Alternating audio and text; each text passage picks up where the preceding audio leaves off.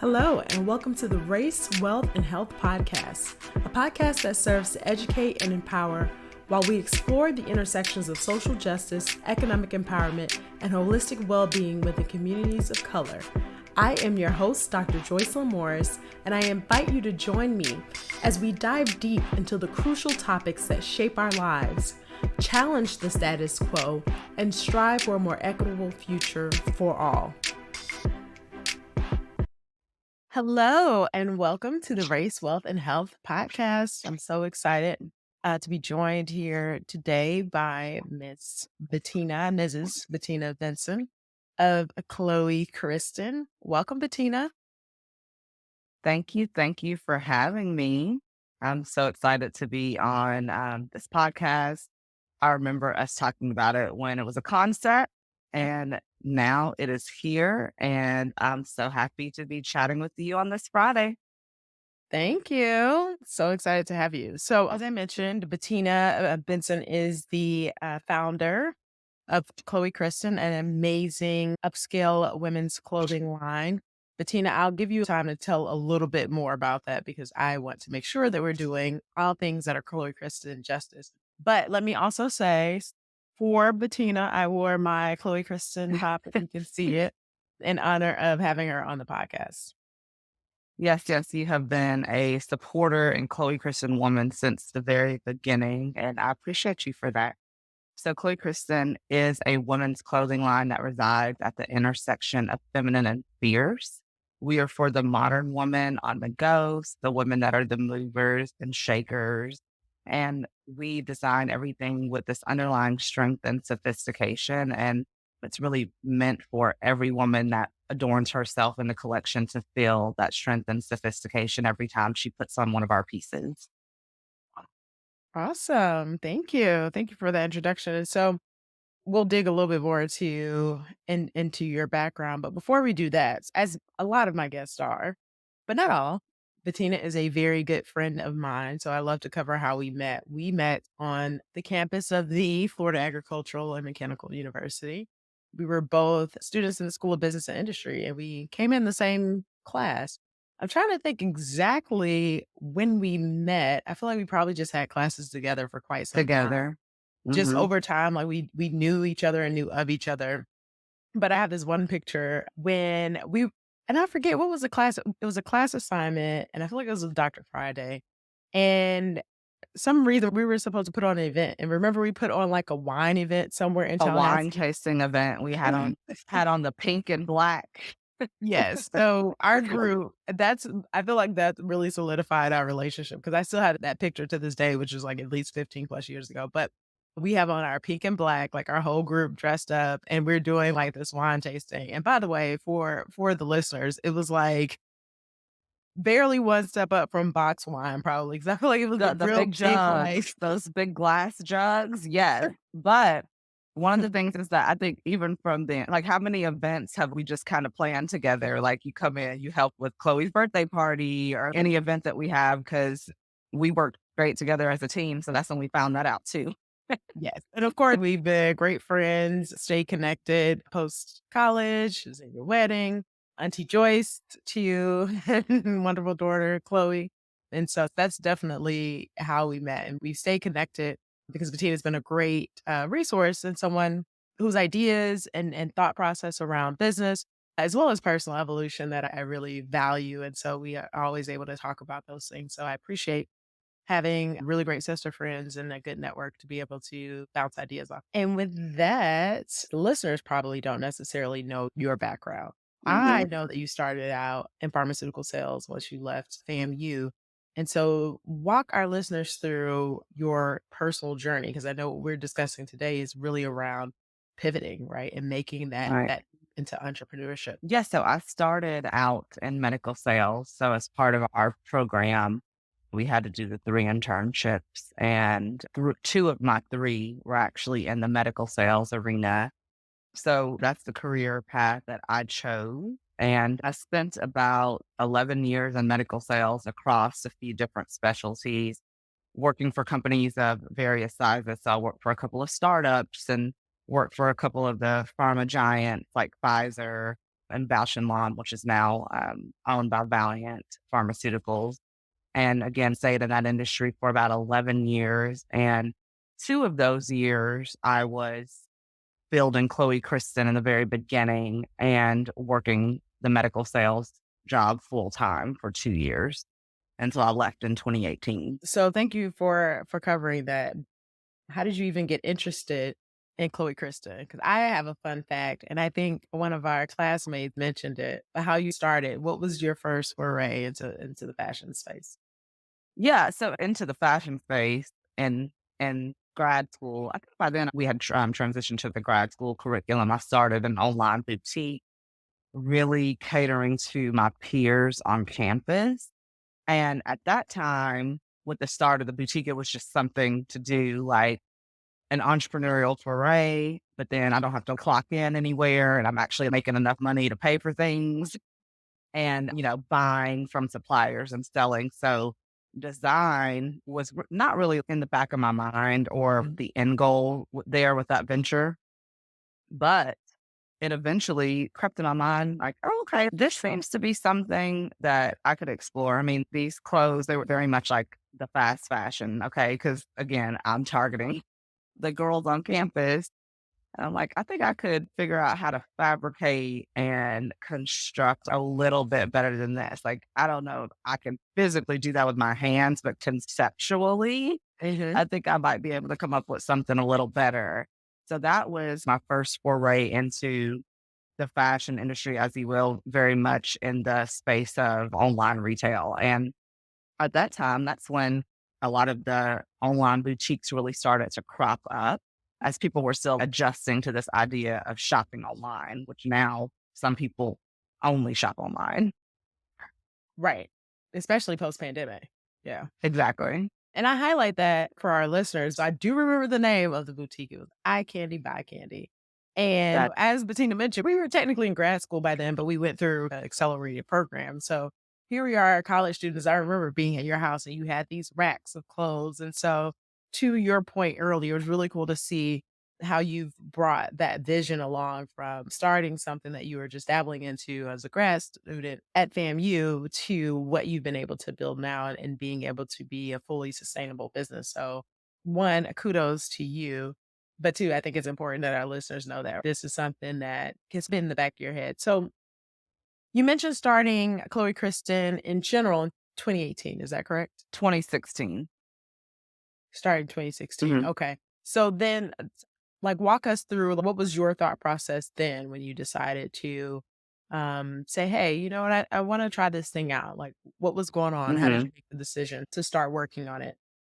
Yeah, so I've been through a series of layoffs with my medical sales career just because of restructuring. Like I said, I worked for a couple startups, so the company getting sold and everyone not making it over to the new parent company. And for me, it was just a nudge of, this is not your long-term plan. Like it's not like I wanted to retire in medical sales and I always had that entrepreneurial bug. So it was a little bit of a nudge at first, kind of like, what is the next phase of your life gonna look like? Where do you wanna be in your 30s career-wise? Then where do you wanna be in your 40s career-wise? What's the long term?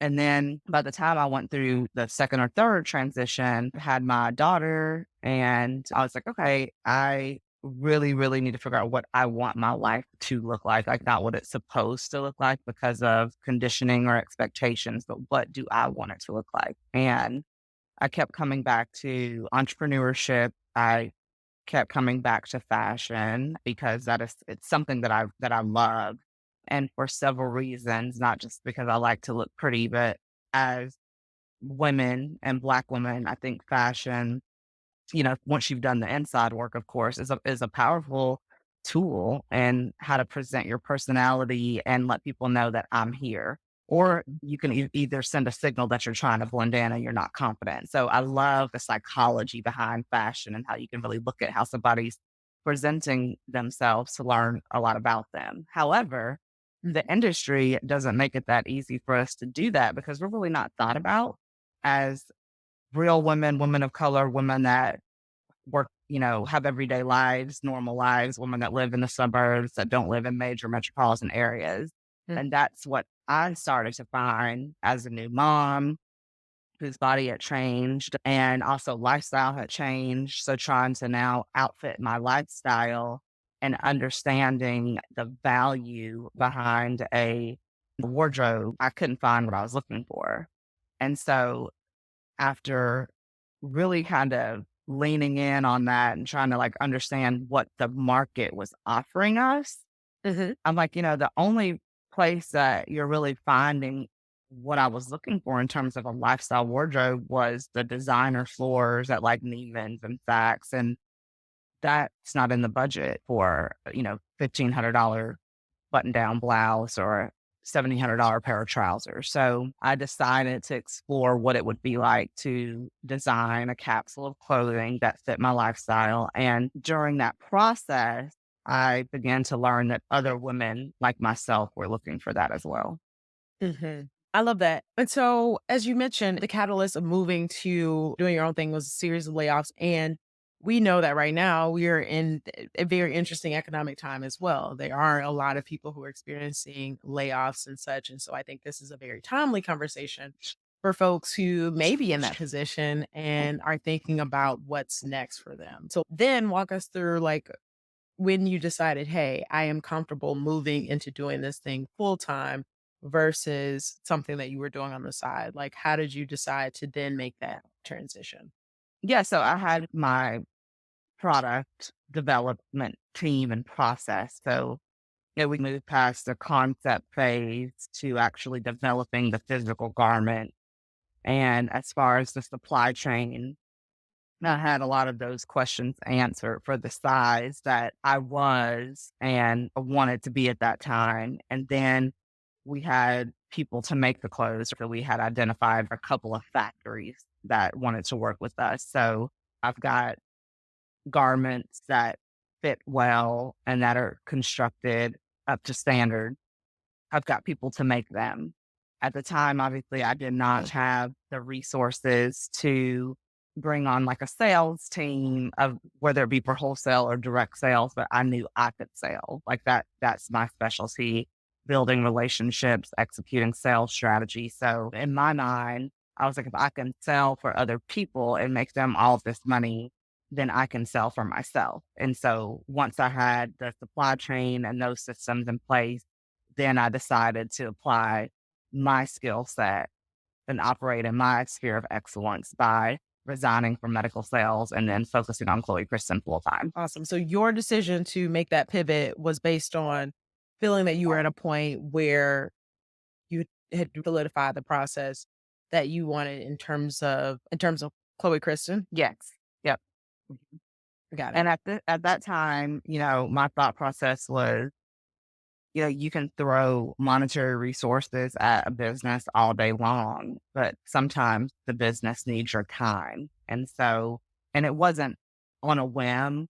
That decision was prepared for financially as well.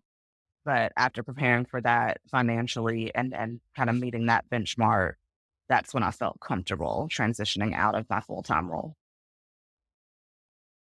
Got it. So you said a lot there without saying a lot there. So one of the first things that you said that I really want to highlight is you recognize that the work in which you were doing well, right, with medical sales, that was a gift, right? Selling was a gift. And if Hmm. you could do that for other people, then you were clear that you could also do that for yourself. So that's number one. Conceptualizing what you were good at, what you could do, and how you could use it towards work or business services, et cetera, that are more aligned with your personal interests and passions. And I'm Hmm. highlighting that for people who are maybe listening and thinking about whether or not they want to take that leap into entrepreneurship, or even if it's pivoting into a different career, whatever that may be. And so I love that you said that. But the second thing that you said, we talk about wealth, is that you prepared yourself financially. And so I'm not looking for you to share actual numbers, but what was your thought process around deciding how you would want to prepare yourself financially to be able to take on this venture? Yeah. So I looked at obviously like what, and there were, of course, living adjustments, right? But like, what are the things I'm comfortable and used to having? And it's not just me. So I am married and my husband does work. However, I am used to being a contributor, and that's what I wanted to be. So I made sure that we had a year's worth of mortgage payment saved up. So I'd save that up. And then I made sure that I had a couple of years worth of car payment because I had a company car, had a company car in my medical sales career. So made sure I had a couple of years worth of car payments saved up. And then just, I'd say like a 6-month cushion, obviously, worth of like general savings that I wanted to feel comfortable making sure that I had saved up. Got it. That's a good point. I mean, that gives folks some good targets of things to be thinking about when it comes to making that shift and that pivot. So, all right, so awesome. So now you've made the pivot, you've decided to go off on your own. So it's 2018. You're launching Chloe Kristyn, and what was that vision like, right? So what was it like entering the fashion industry and being taken seriously as a new designer and a new line in this space? Yeah, so it was definitely eye opening entering the fashion industry because I am kind of the industry outsider. I don't didn't have any connections or inroads into the industry, but I very much, thought about and still do to this day, keep a focus on who I'm serving. I always say I'm a businesswoman first, a designer second. And I always say that I'm in the industry, but not of the industry. So in the industry by way of, yes, I have a company that offers high-end fashion pieces, but my goal has never been to be a fashion industry darling. I think there are quite a few nuances there with the industry. And I think it was made more apparent, obviously, with George Floyd, the wake of George Floyd, and then seeing how some of these promises have gone by the wayside after as to, why it wouldn't be necessarily worth my time trying to chase or necessarily get myself ingrained into the industry, but more so it's always been about a focus on the woman that I'm serving. But the journey has been very eye opening and even more so validated the need for a brand like Chloe Kristyn to exist because I think it's very much apparent that even when the industry is looking to be inclusive, you can see exactly what they think Black or ethnic or whatever is by what they put on the shelves from Black owned Mm. brands. And very much so that women such as me and you aren't really front of mind in those rooms where they're making decisions about brand assortment or even design. Tell me more. What do you think, generally speaking, the fashion industry sees as inclusive clothing, and how does Chloe Kristyn come in and I wouldn't say disrupt, but maybe add to the options for individuals like us? Yeah. Yeah. I think like in the wake of George Floyd and a lot of brand or retailers or entities like expanding their offering and saying, oh, okay, we have this Black owned brand section. Like you saw a lot of ethnic prints or urban centric wear, denim going out clothes, if you will, that had a certain aesthetic, but collections that could stand up next to an Alice and Olivia, Veronica Beard, or brands like that that were designed by Black designers and people of color. You really didn't see a lot of that. And so that's what I mean, and that's what I continue to see. Because again, when you look at the statistics, we as Black women are some of the most educated, and we are rising the ranks Mhm. quicker than anybody else in entrepreneurship and corporate America. And so, what are we offering her that's designed by someone that looks like her? Fair, fair.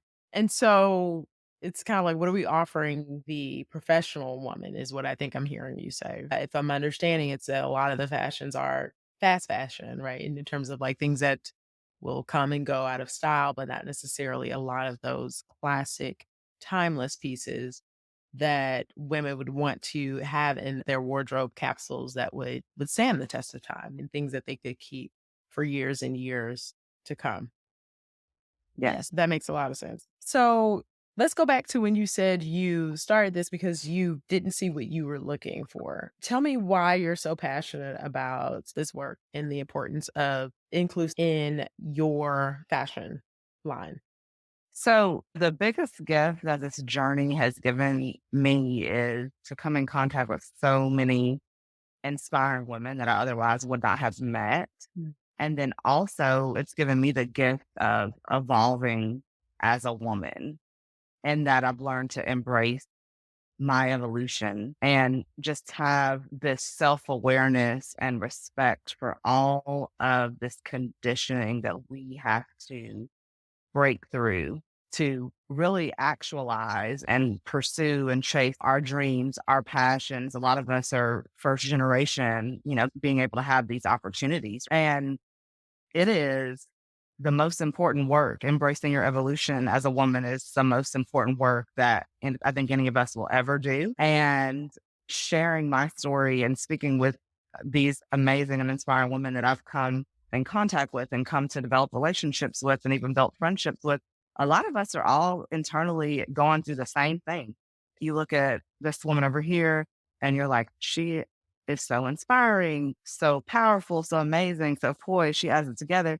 And I mean, she's going through some of the same internal struggles as Yep. as you or we are. And so I started to think as Chloe Kristyn, just as the celebration and compliment to a woman who is doing the hard, courageous, and life changing work of embracing her own evolution. And that's what drives a passion.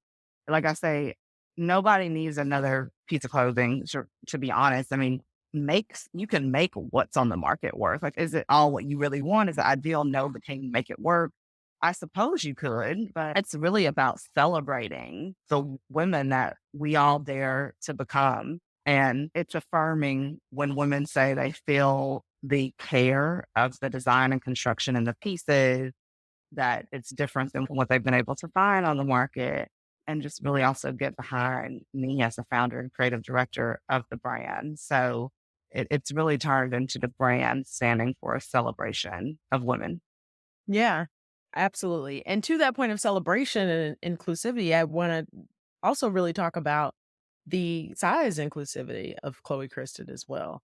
And even that, why was that important for you? Because I know other people who started brands and they have chosen of color or not of color to focus on a particular size and Mhm. only go up to a particular size. And so I would love for you to share your thoughts around that and why it was important for you to be more inclusive when it came to size. Yeah, I mean, it's also a business decision. If you look at the data, the average woman in America is 5'4", size 14. So if you're stopping at a 10 or a 12, I don't really know what you're doing with your life, but the data says otherwise. So, and Say pausing there because I don't know that people know that, right? Like, I don't know that people know Mhm, that that's the average size. I think people assume something different because you see the majority of the lines you see, especially any type of quality line, you see will stop, like you said, around 12. Maybe they'll inch up to 14, but they're not maybe. often going beyond that. And so that's a really important statistic to note, like what the average size of the woman is, and not that is what people probably would think, which is probably something around like an 8. Well, and then also, I think it tells you, because if you're in fashion, it's kind of your business to know these things. So I would say more so it tells you who they're creating for. Yep. So we even added a double extra small because we wanted to be able to fit more petite women. That wasn't something that I was thinking about. We started at extra small, so we added a double extra small. And I was like, well, actually, it makes sense. Like we go up in some pieces to a double XL, we should offer a double extra small. We should cover as much of the spectrum as we can. And I've been asked about this several times. We don't offer plus, but we had developed plus. So, in order to continue to drive home our care and desire to be inclusive with plus, I knew it wasn't something that we could offer, I would say, from a direct to consumer standpoint and stock that inventory from, I guess, inception of plus. But it was something that I always said I wanted to partner with a brand or retailer that had that plus audience and develop plus in Chloe Kristen. And then that'd be our way to expose ourselves to that market. So we did develop and launch plus with Stitch Fix. They've taken a step back and are reevaluating their plush strategy. Mhm. And so I hope to be able to continue that work with either Chloe Kristen or our new brand, the Modern Abstract, with Stitch Fix as they retool their inclusivity program. Awesome. Yeah, great point about these designers, and we won't spend a lot of time on that. I mean, who they're catering to and why they're catering to. Do you think that maybe some designers feel that they should only cater to certain populations? Because to your point, if the statistics are out there, if the information is out there, and yet a lot of brands still choose to cater to a particular size, what is your hypothesis as to why that happens? Because obviously it would appear to me that they're leaving money on the table. I mean, I think that, it all boils down to price point and the aesthetic of what you're offering, but I do think it's a perception based thing and where they think there's money to be made. I think it definitely signals their thought process around where they think the money is. Yeah. So who they think are going to be the consumers versus Right. Who they think or want to be the consumer versus seeing the opportunity of who the mhm, consumer could be. right. Hmm. That makes sense. So one of the things you mentioned as we kind of continue the conversation, pivot a little bit, is around working with Stitch Fix. And so take us briefly through the journey of how you started. I know a lot of your stuff was probably more direct to consumer. And then how did you get into the space of doing more wholesale work? So, in the beginning, a lot of our sales volume was driven by direct to consumer. And I would say it's still like 50-50 or like 60-40 now. But and even I would say from 2019, I started approaching smaller independent boutiques to work with them or to stock our product. And we obviously had to weather the pandemic, and that was challenging, especially when it came to wholesale because retail was highly affected. So with Stitch Fix, we won a grant as part of their Elevate program, which they offered. They partnered with Harlem's Fashion Row to offer a grant and mentorship to be able to identify more diverse talent that they can incorporate into their vendor offering. So we won that grant, and that really allowed us to test our like wholesale readiness when it came to supplying larger stores, if you Yeah. will. That was a huge order that we filled during a time when the supply chain was just kind of a mess. And we were able to get that order produced and get everything shipped ahead of time. And that let me know that, okay, obviously we are ready to scale our wholesale hmm business. And so I definitely leaned into that and began having conversations with more retailers of various sizes. And that's part of our strategy still to this day. Stitch Fix was a great partner. I think that that experience spoke to really understanding, because again, you had all these programs that were answering the call of equity and equality, but it's like, okay, who's really ready to do the work? And then also just understanding that there are no handouts. So as a business and an entrepreneur founder, I had to be ready to do my part as well.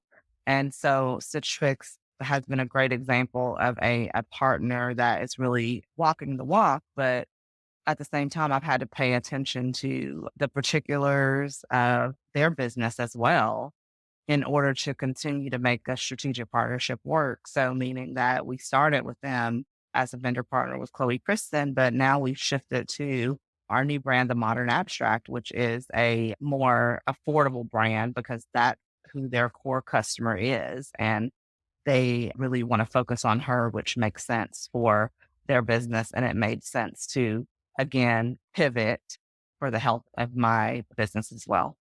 That's awesome. And as we talk about pivoting and challenges maybe along the way, what are some key things from a business perspective or key challenges or lessons, I can say, that you've learned along the way that if you had to tell yourself back when you're starting or even a new entrepreneur, if they were to ask you, what are some things that you think are super important? What would be those lessons? Really taking time to work on your systems and processes because that a lot of times we tell ourselves we don't have time. We've got to manage like the day to day, putting out the fires, but spending time on systems and processes is highly important. Resisting the urge to try to do everything yourself. So figuring out how you can build a team. I know even sometimes in the back of your head, A lot of entrepreneurs were like, oh, we can't afford to hire a team, but it gets to a point where you can't afford to not hire a team, even if it's Yeah. just one person that you can delegate stuff to, because you really want to be real with yourself about what your sphere of excellence is and operate in that. And to be nimble, see the big picture, like the big picture of the situation for me is not Chloe Kristyn. The big picture is that I understand how to design with the help of a team I've assembled product, and I understand how to get that product made at scale. Mm. And I also understand how to do that at any price point. That's the big picture. So from taking that, from just being applied to Chloe Kristyn to taking that and looking at it generally, that automatically just like opens up a lot more possibilities and opportunities for me. Well, thank you for that, Bettina. Well, that's all for today, folks. Enjoyed the show? Be sure to like and rate the podcast. You can find the Race, Wealth, and Health podcast on multiple platforms, including Amazon Music, Apple Podcasts, Google Podcasts, Spotify, and YouTube. Be sure to subscribe and turn on your notifications so you never miss an episode. I also want to hear from you, so don't forget to connect with me on social media. You can follow the podcast on Instagram and Facebook at Race, Wealth, Health. By joining the online community, you'll stay updated on the latest episodes, behind the scenes insights, and engaging discussions. Share your thoughts, comments, and questions there. I appreciate your support in sharing the podcast with your friends, family, and colleagues who may also find value in these conversations. Thank you again for joining me on this journey. Until next time, take care, stay informed, and keep up the good fight for equality.